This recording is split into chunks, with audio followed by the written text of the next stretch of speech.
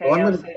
I'm going to get started and we'll bring you back in if you come back on in along the way. By the way, you may notice the name of Jenny Enns there. It's my daughter who's sitting in on this from the great state of Oklahoma, where she is going to join the staff next month as what's the name of that company again? I'm blocking it out. It's Evercast. Evercast. Yeah. Yep. So if you're interested in a media platform that is what some have called a Zoom on steroids, take a look at evercast.com, and she'll be on the staff there as tech writer and some other things. That's exactly right. Yeah, welcome there. On board. I only learn from the best. Okay, I'm going to go to share screen and bring up the presentation. And welcome to this workshop. I'm recording it so that I can do whatever editing is needed on it. It'll be available either through my private YouTube channel for your review, or possibly in Kaya in Panorama on Demand. Several of you have been submitting videos to Panorama TV. Those videos are enjoyable.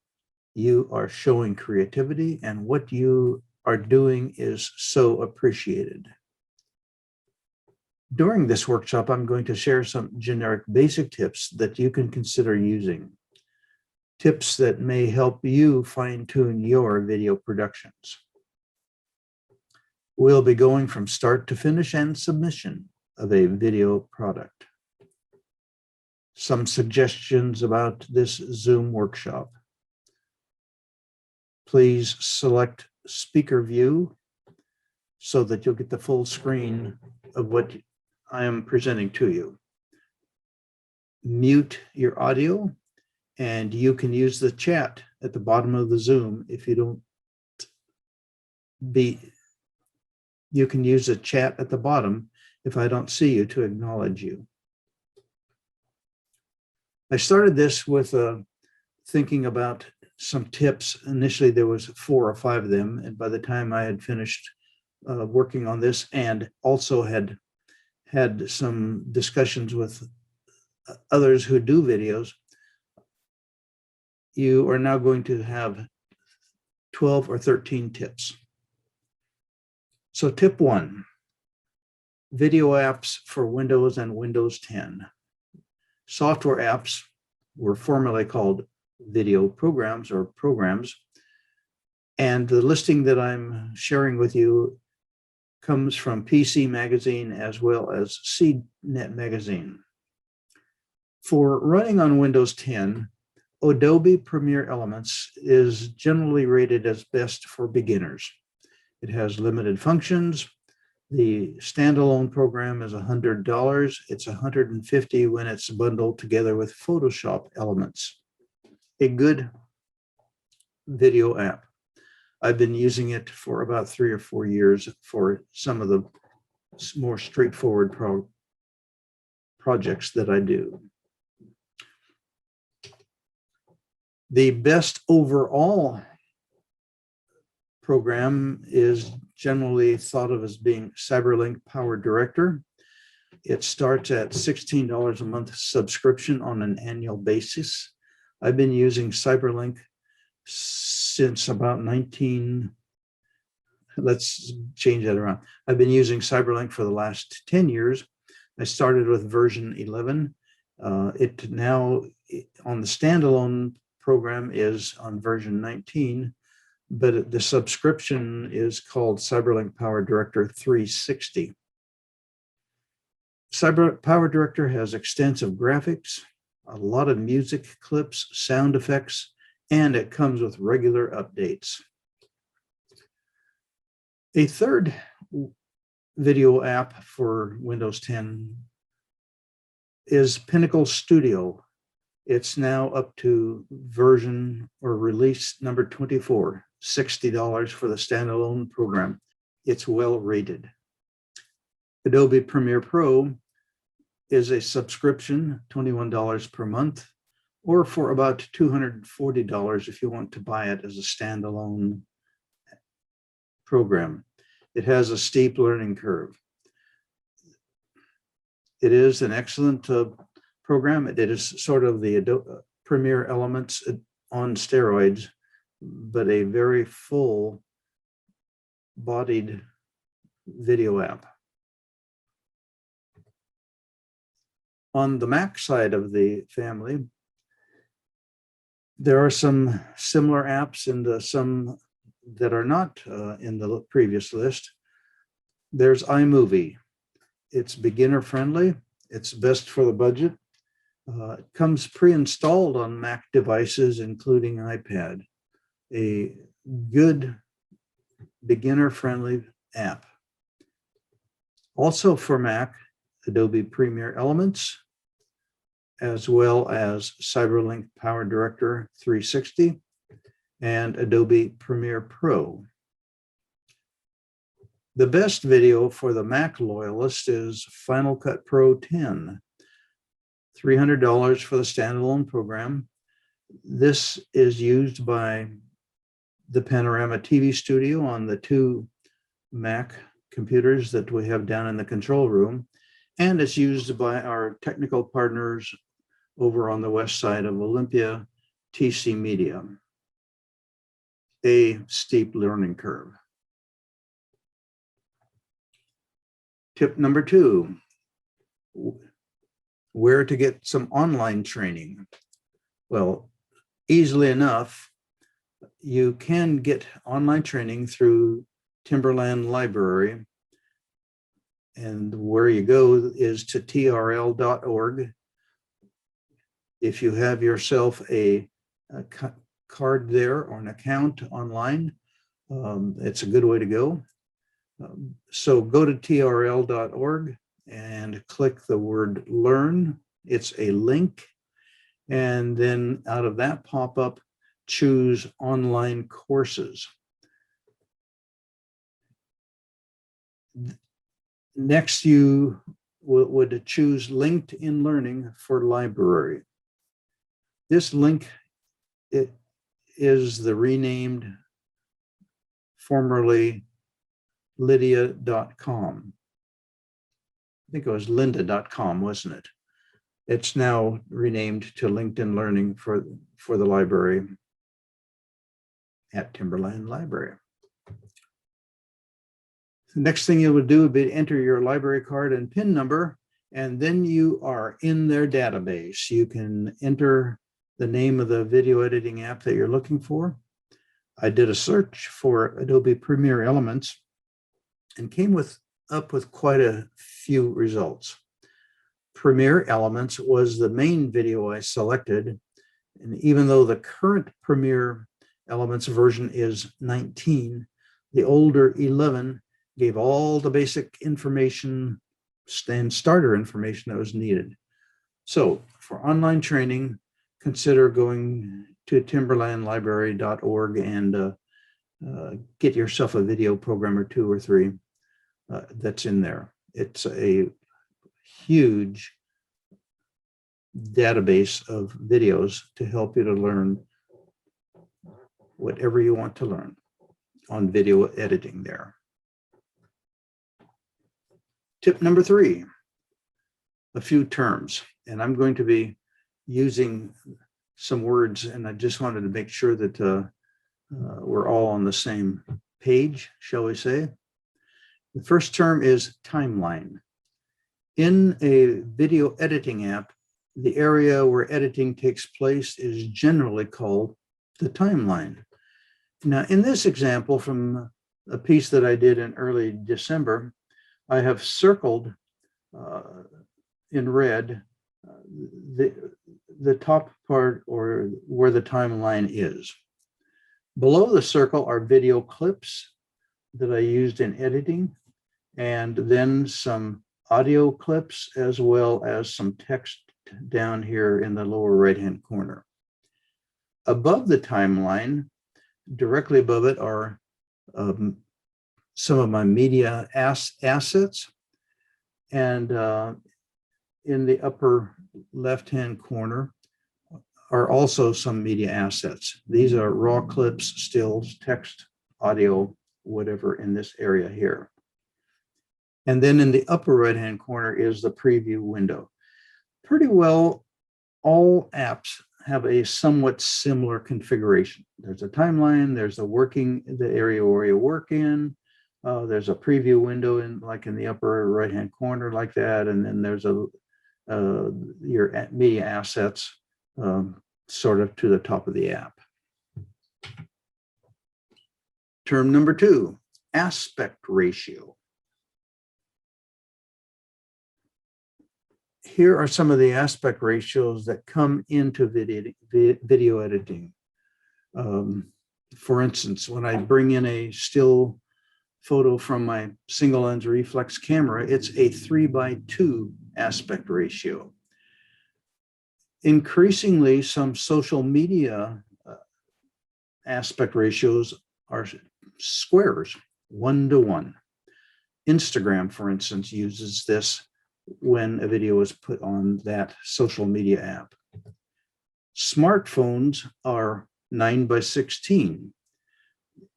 That means that the narrowest, the smaller number is the narrower, and the higher number is the longer on smartphones. Videos themselves are either 4:3 or 16:9. In the display that you see below you, the 16:9 is the bit oblong. Ignore the circle here. The 1:1 is obviously a square. Smartphone 9:16, that's the vertical. It's the same as 16:9, just being vertical. And then standard definition, which I'm going to describe, I think, next, is a 4:3. It's a little more squarish.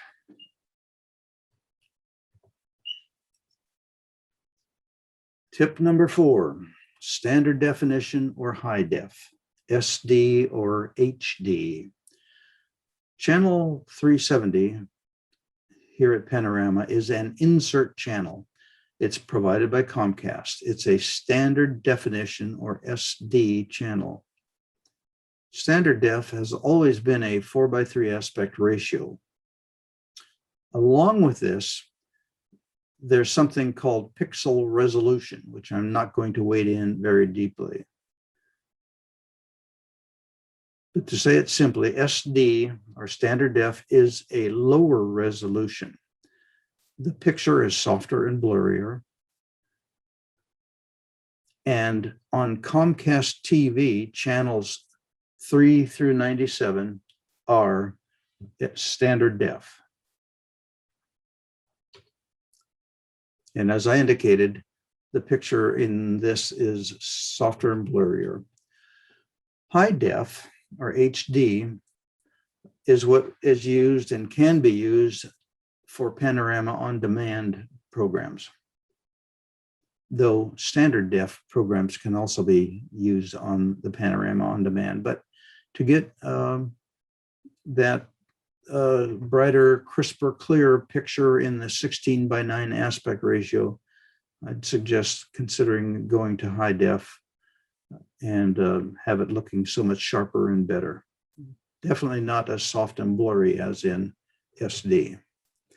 Tip number 5, what to do about horizontal or with vertical. This is informational. You know that your TV is not vertical, it's horizontal. And the computer monitor that you're looking at is horizontal as well.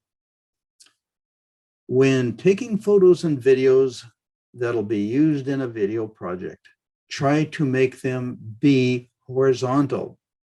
It's what shows the best. But if you have photos or a video that is vertical already, there are some things that can be done about it. In this example, the clock here is vertical. The gray area that the clock is situated on is a 4x3 horizontal background in a video editing timeline. So let's take a little time to see what can be done about a vertical clip. I'm going to go through some things. And this is assuming you're going to use a vertical clip. You can always decide not to do it. But if you do get vertical clips, yeah, there's things that can be done about how to use them. For starters, a clip might be edited to make it fit into a horizontal aspect. And this would be done by expanding it to make the overall clip larger than the preview window. Remember, that was the window that's in the upper right-hand corner above the timeline. You can expand a clip by clicking on the clip in your timeline and moving the edges or a corner outward, and make it be whatever size you want it to be. So it's possible that by expanding it, that you could fill up a horizontal aspect ratio. Another thing that can be done is to crop it into a horizontal layout. This might work because a lot of the photo is going to be in the middle third anyhow.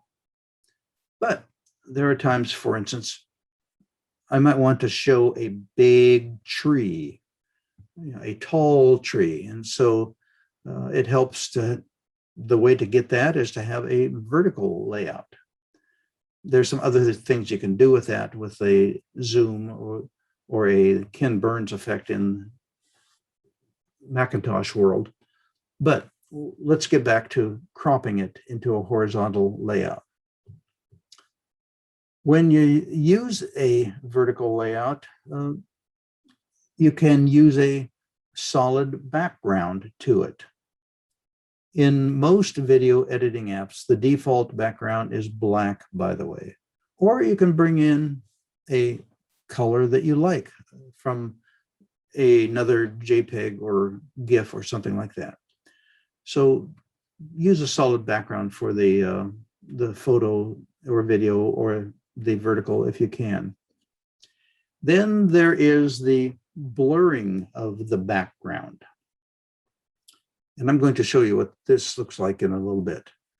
One of the ways is to use what's called an effect, E-F-F-E-C-T.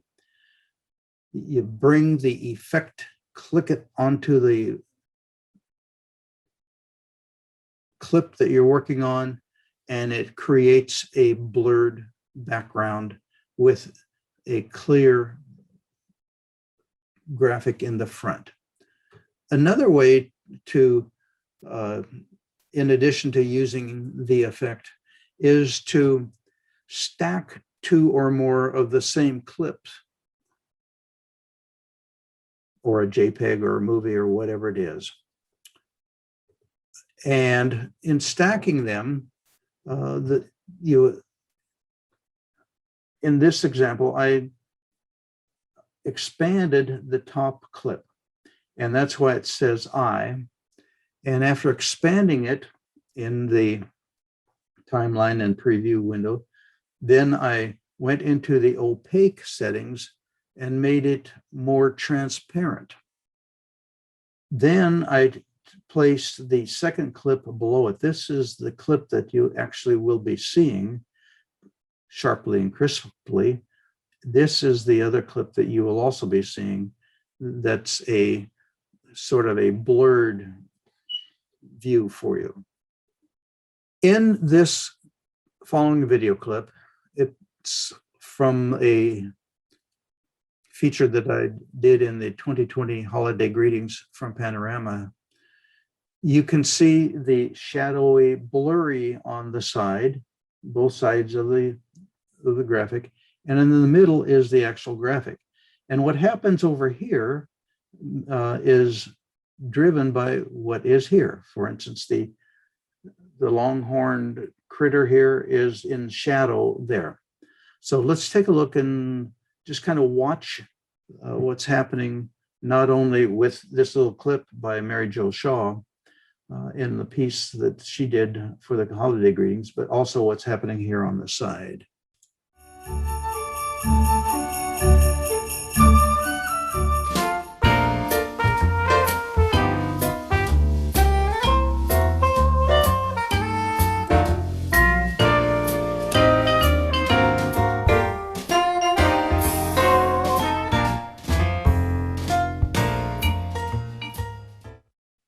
Now back to the wall clock graphic.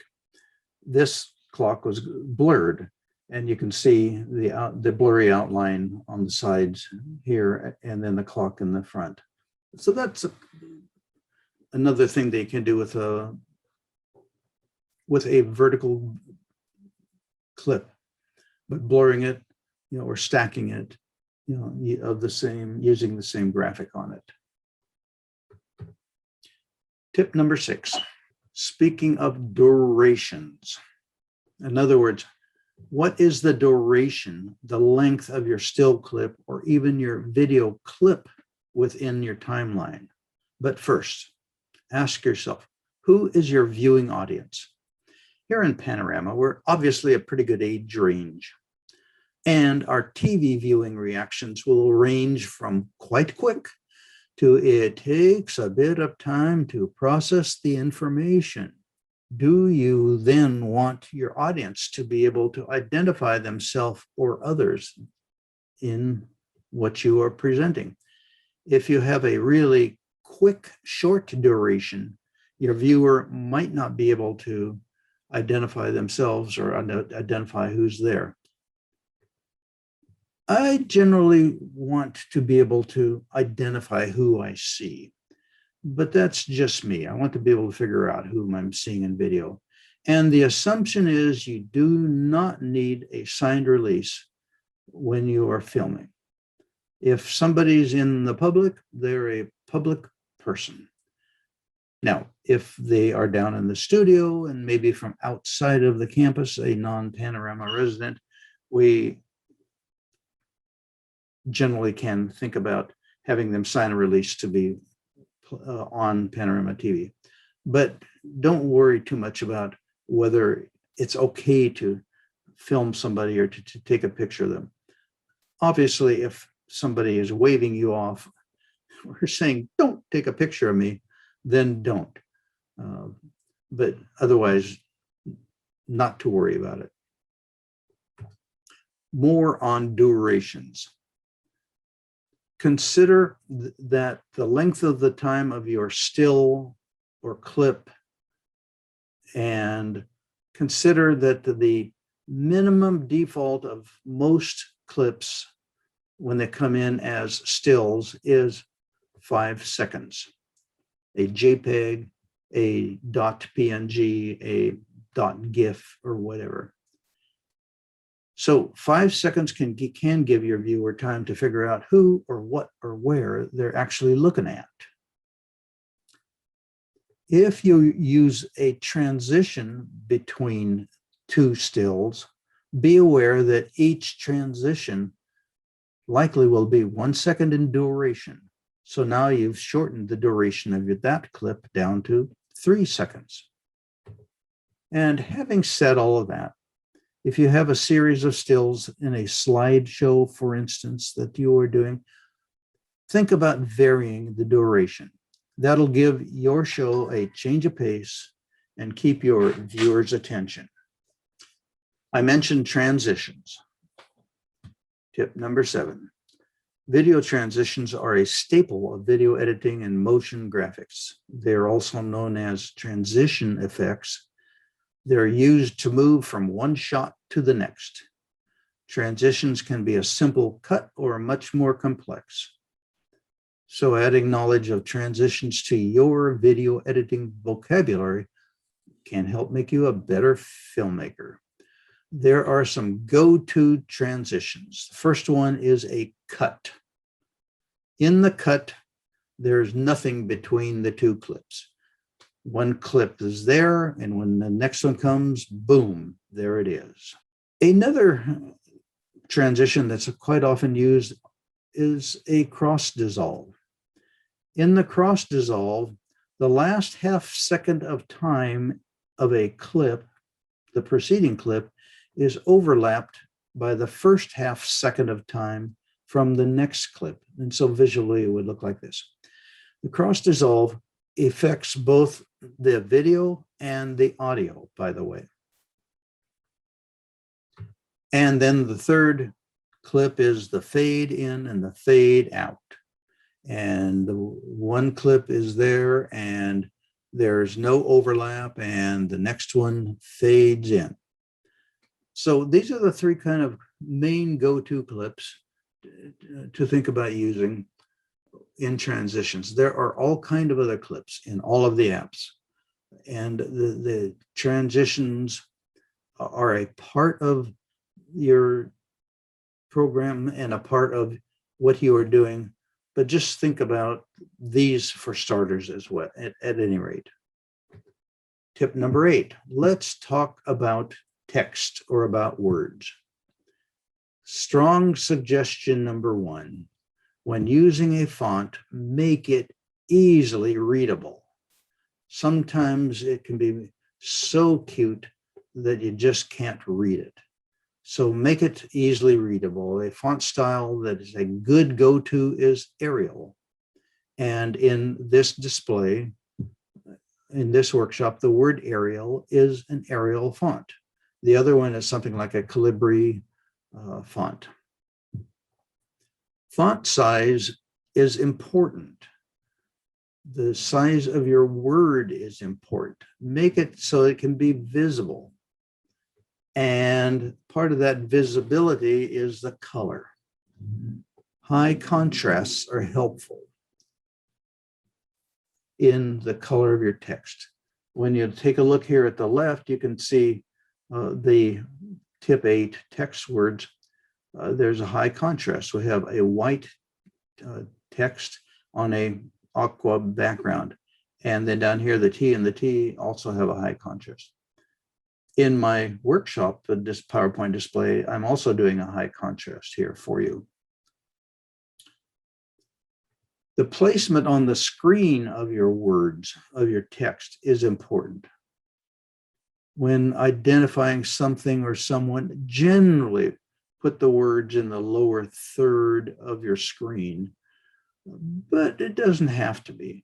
But just consider the placement on the screen of where your words are. Make it readable, think about the size, think about the color. But by and large, keep it simple. Note the drop-down shadow here in the word kiss. That's the drop-down shadow to kind of to the right. It makes the letter stand out, pop out a little bit more. A little bit more about text. Use words to identify what's being seen. Consider labeling persons, especially if it's a Panorama resident or employee. Especially now that we're kind of getting through the age of the pandemic, we hope. And we're still going to be wearing plenty of masks. Excuse me. So identify. And even beyond that, quite often we see each other around and we say hi, we chat, and then we think to ourselves, who in the heck is that? I know the name, but who are they? And you can be helpful in your video editing projects by labeling persons. Also label places. Think about identifying what it is that is being seen. Now, a long shot of Mount St. Helens might not need to be identified, or even the Columbia River Gorge. But if it's a segment of the Danube or the Elbe River in Germany and it's a castle up there, that might help to identify it. Given that so many Panorama residents have traveled internationally, it helps to bring back the memories of what it is that was seen. Was that castle in Regensburg, or was it in Koblenz? And that cathedral, oh, surely that must be in Cologne, but maybe It was in Budapest. So identify it. Tip number 9, audio. During the editing of your video project, if you can, and you can do it, some massaging of the audio is really, it can be helpful, especially if somebody's speaking. Many of the video editing apps have a built-in equalizer. But if nothing else, at least moderate audio levels in each production. In the example you're seeing here on the right, this was that clip that you just saw on Mary Jo Shaw's Door. The music you heard is here. I didn't want to have the music piece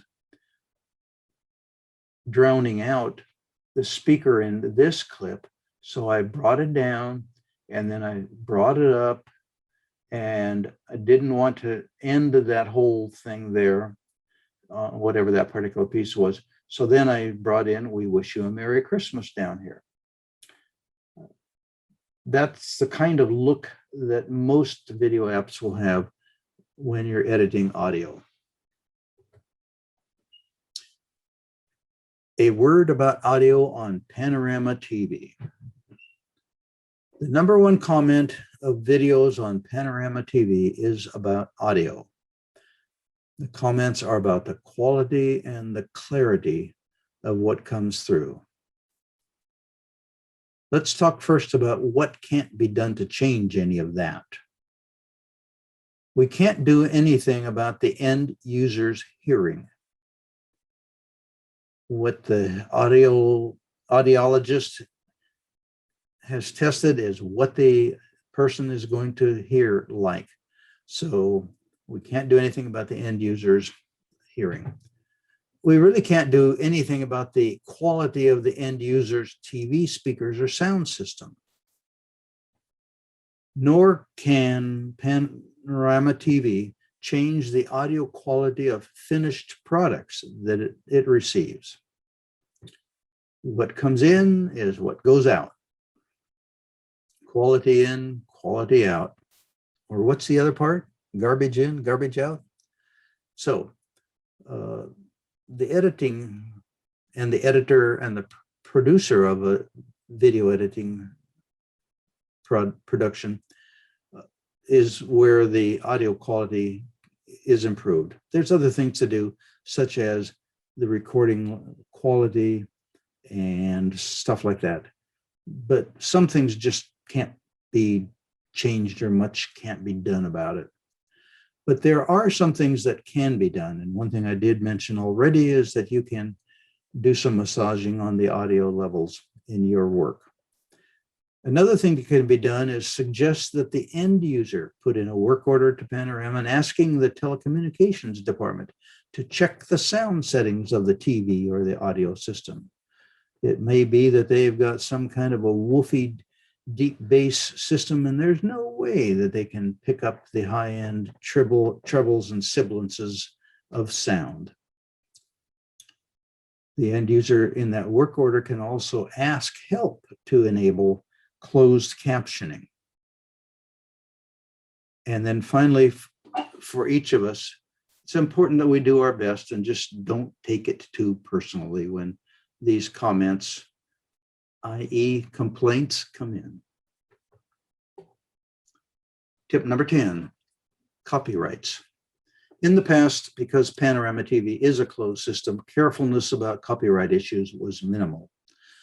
For instance, about 10 years ago, Dale Vincent, who has since died, hosted an in-the-field show about riding intercity transit buses. During the segment that he took a bus up to the Fred Meyer bus stop, I added Willie Nelson's "On the Road Again, Just Doing What I Did Again." Oh, I'm sorry. Anyhow, that really fit the segment, but it was copyrighted music. Bad. But because we are a closed system, cable system, we haven't run into any problems about that particular piece.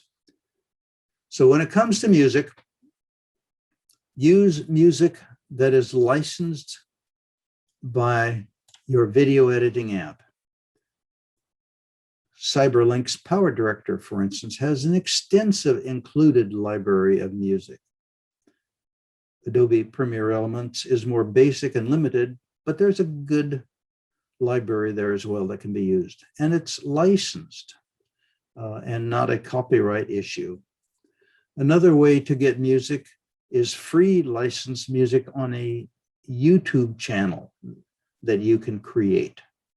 There is quite a library there that you download pieces, you can preview them, and then you can download. But you do have to create a YouTube channel. And in order to create a YouTube channel, you need to have a Gmail account, which you can set up on your own. Here in Panorama, you can also use music from storyblocks.com. It's not .org, it's .com. This is a subscription that Panorama IT department has made available to TV users.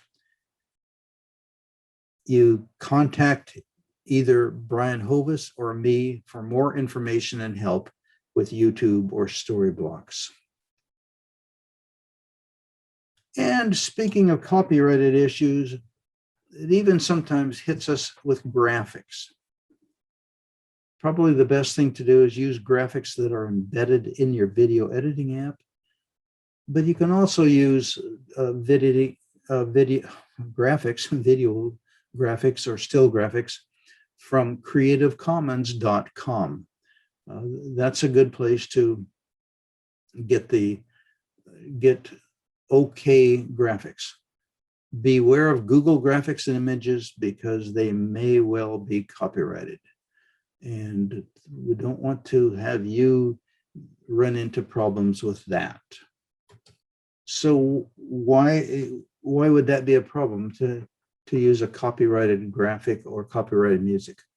When music or when a production is played and submitted to Panorama on demand, it goes into a private unlisted YouTube channel. Once it is there, YouTube processes it with a bot, B-O-T. And the bot is looking for copyright issues. Most of the time, there aren't any. But if there is, and it can't be cleared or taken care of, then it's a strike against the subscriber. And in this case, that would be Panorama IT. And 3 strikes and you're out. So we don't want to get copyrighted issues in our productions. Now, tip number 11, production parameters. To play a finished product on Panorama TV, it needs to be a MP4 file. It's also called MPEG-4, MPEG-4. They're the same file. It cannot be a .mov, .wave, or even a QuickTime file produced, for instance, by a Mac program. So it has to be a MP4 file. For Panorama TV, the size is 720 by 480. That's so it fits into the SD or the standard definition aspect ratio. This is what works for the server that plays files on Panorama TV, and the 720 by 480 ratio also fills a 16 by 9 screen. The frame rate needs to be 29.97 frames per second. Now, to play on Panorama on demand, it can be a standard def file. I'm making most of mine for Panorama on demand be high def. And the size for that is 1280 by 720, which is also 720p. It's definitely high def because it's playing through the YouTube channel. Frame rate is the same, 2997 frames per second. So tip number 3, let's get it played. How are you going to do this? You submit it to Panorama TV. And the way that that can be done is your file can be put into dropbox.com, a shared folder that we have, or you can copy your finished product onto a flash drive and get it into somebody from Panorama TV. Along with that, there is the requirement to have the blurb. The blurb is a write-up, and it's a part of the history of the show that you do. The blurb should have a title and begin it with a word, not numbers. The reason for that is the program that indexes files on the server, it's called Cablecast. It does it by numbers. For back in December, the program that you saw with the Mary Jo Shaw piece, I submitted it with the title 2020 Holiday Greetings in Panorama. And then we couldn't figure out where the heck it had gone to in the server. Turned out that it had gone to the number 2020 2020 and had taken over another file. So I had to change it so that it became Panorama Greetings for Holiday 2020. Duration of your project is important to have. 16 minutes, 32 seconds. Could be something like 16:32. A very short description, who, where, when, what. 25 words or less if you can get by with it. The titles of any music and the sources that you have. It's important to have this in case of those copyright notices that the YouTube bot is trying to ding us with. So keep a list and say, yeah, that this was We Wish You a Merry Christmas, and it actually was licensed under CyberLink PowerDirector, for instance. Produced by whom? Put your name there. Who made this thing? Play it when, Sam? Most videos are scheduled at least a week out, sometimes 2 weeks, rarely within a few days. On Panorama on Panorama TV,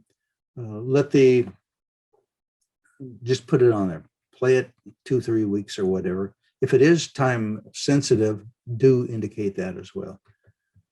And answer the question. Do you wish to have this played on Panorama on Demand? Yes or no? Then take and email the blurb. And I'll be showing you where to do that too. Some contacts just for your information. This is me. And you can always reach me at 2 ends at Comcast.net, and the Panorama phone is listed there on the screen. Brian Hovis is the Panorama TV team chair, and there's his email there.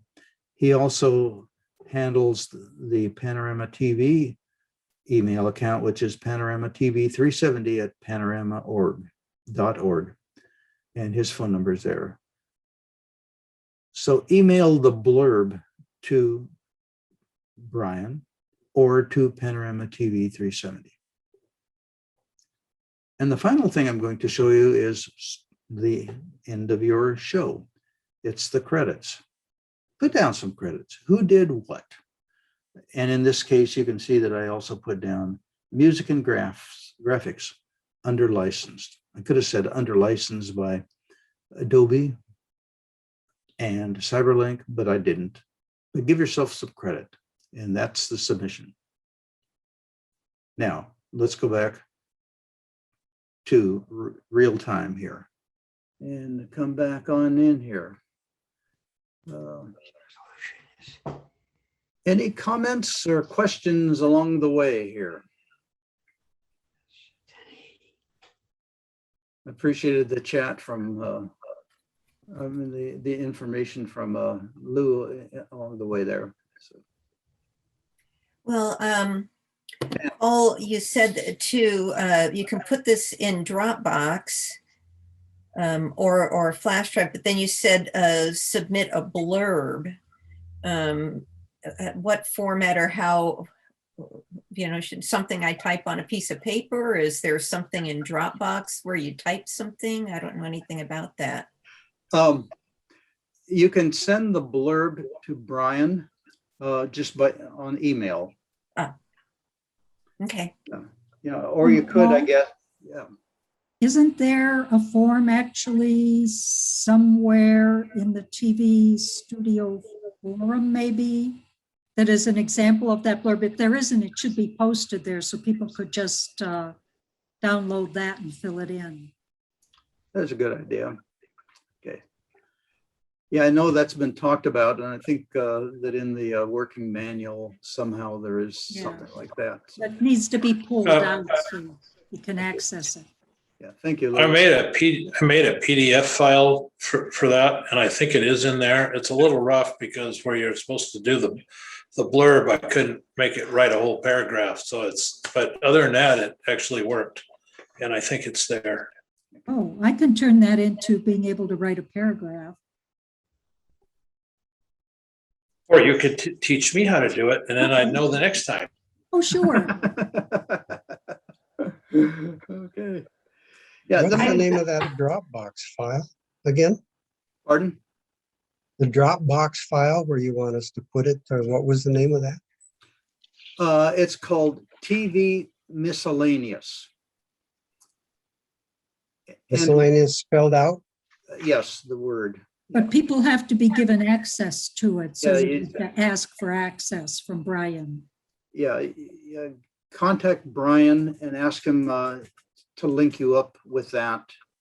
And he'll send you the link for it so that that file can be shared.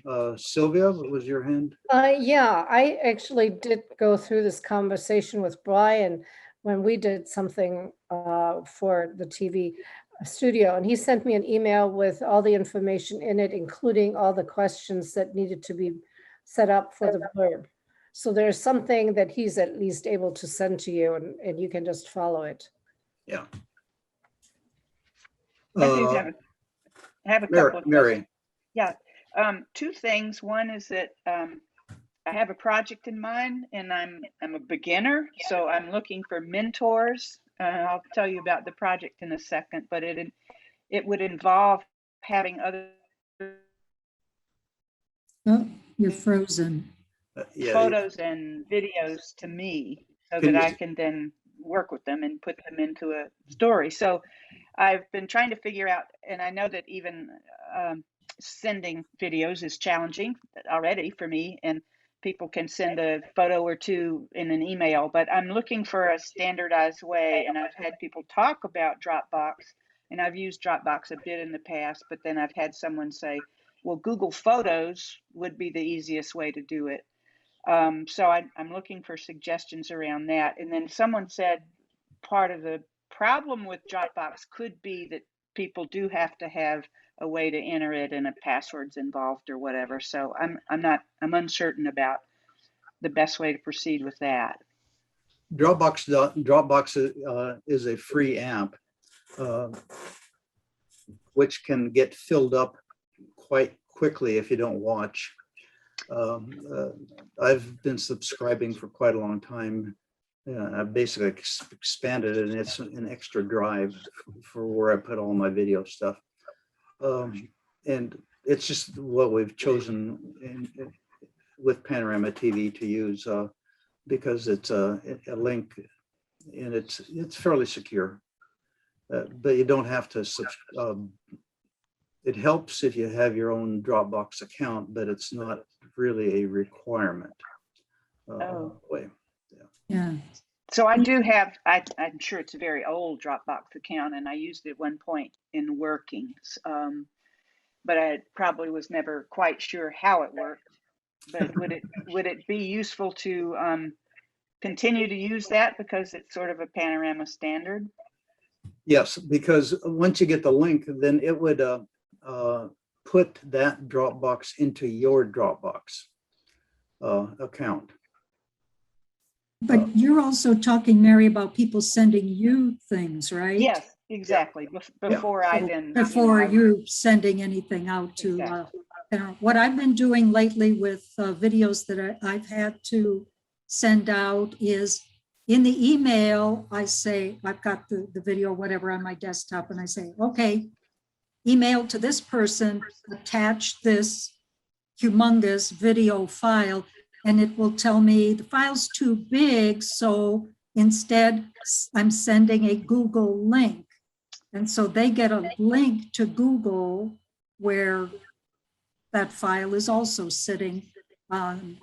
And as long as I haven't said that it's private or you have to have special permissions, they can go and get you then would be able to go and get the link. If they were emailing you photos or videos, they could use Google Drive as the way to send the photos and the videos. But that's working because you have a Gmail account. If somebody, if it doesn't work, if like for somebody's got Comcast account. Okay. But you could make you could just create a Gmail account that you're using only for that. Correct. Okay, maybe I can contact you, Lou, to ask a little bit more Happy about to. that. Okay. I mean, There's I'm another- also receiving things from Google Drive, and again, I don't quite understand how that is. That like Dropbox or just Yes, you know, it is, except it's Google's version. So Yeah, right. Yeah, be happy to, Mary. okay, thank you, Lou. Bill. There's another one that I get some from frequently, and it's called WeTransfer.com, and it's specifically for large files. And I can do a little homework on that if you want. I've not used it to send anything, but I hear that it works quite well, and I've had things sent to me via WeTransfer.com. Okay, that sounds pretty straightforward to me. I think it is. I just haven't used it.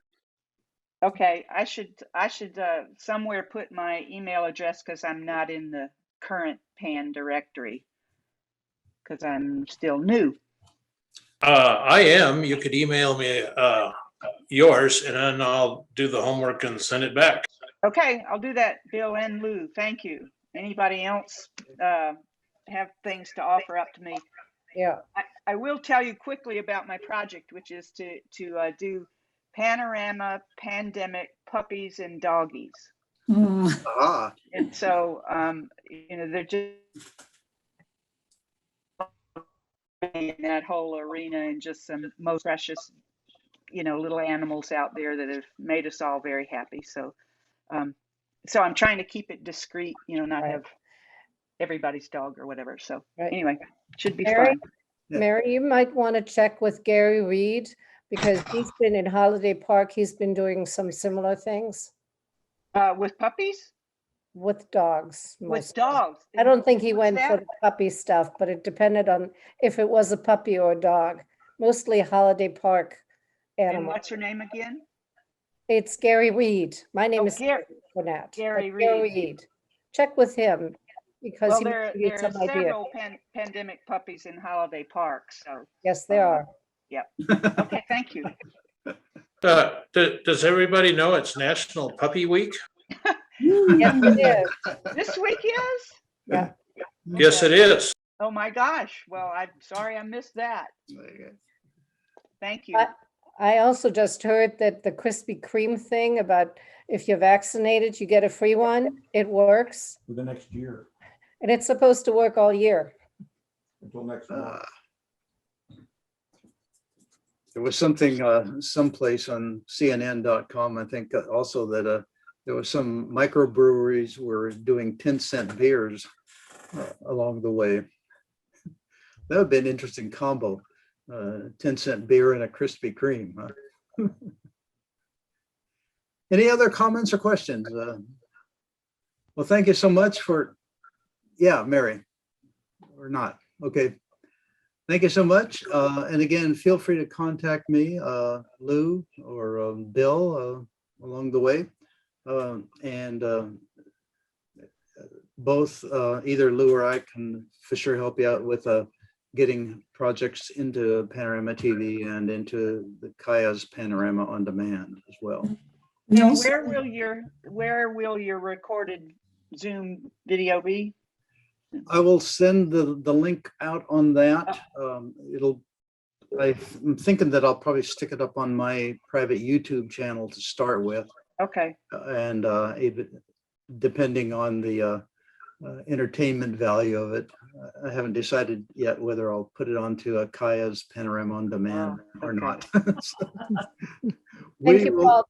We This will was very see. helpful. Yes, thank you, Okay. Paul. It was well done. Question for Mary, real quick. What software are you going to use to create your video? Mary, you're muted. Gotcha. Probably iMovie. And I mean, I don't know. I mean, I did Yeah, something if you're- with iMovie some time If you're in ago. the What's if you're in the that? Mac system, iMovie's one of the best. Okay, good. All right. Well, good. With that, that's what I'll do. Rapid decision here. And I just want to say that other folks here have also edited and created their own movies. So Right. Jan O'Donnell, Ginger Sarver, Bill Sprague. I think, did I get everybody that has submitted? Tam Tam. Alden. Alden, yeah. No, she hasn't. Oh, Yes. that's right. She just shares her photos and Yeah, other and- people put them together in wonderful, Yeah, so wonderful that's the little next, videos. next step, Tam. You can create your own. Good. So is there a trick to making an MP4 It's- file, or I know nothing about that. It's in the, at the very end when you're getting, there's very different terms for it, but it's basically when you're getting ready to produce the video. That's where you would choose that aspect on it for that format. Okay. You can actually create right out of PowerPoint. That's You right. can create a little video. Yeah, I don't Yes. have PowerPoint. Yeah, that's what I've been doing, is using PowerPoint to generate and then create the MP4 file at the last moment. Good. All right. Thank you all. and, Thank you, Paul. It was well done. Thank Thank you. you. Yeah.